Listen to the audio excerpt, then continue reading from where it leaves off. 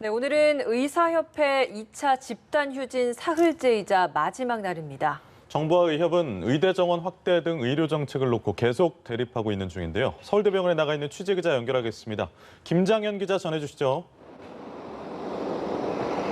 네, 서울대병원에 나와 있습니다. 의협의 2차 집단휴진이 사흘째 이어지고 있습니다.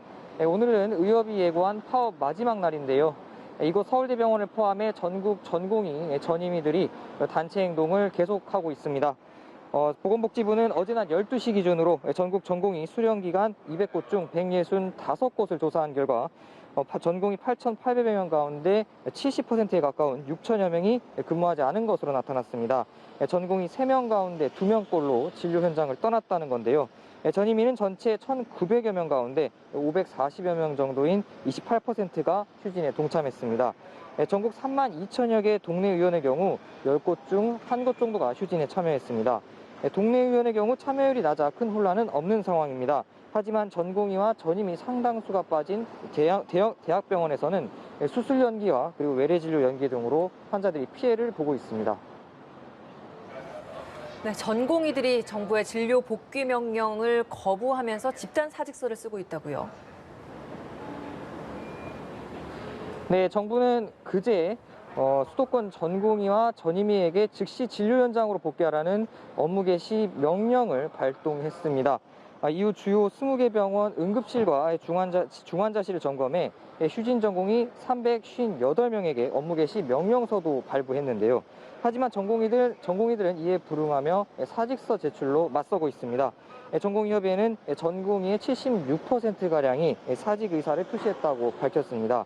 세브란스 병원 응급의학과 소속 전공의 등 일부 병원 전공의들은 사직서를 제출했습니다. 전임의들도 성명을 내고 사직을 결의했고 의대생 상당수도 다음 주로 예정된 의사 국가고시를 거부하기로 했습니다.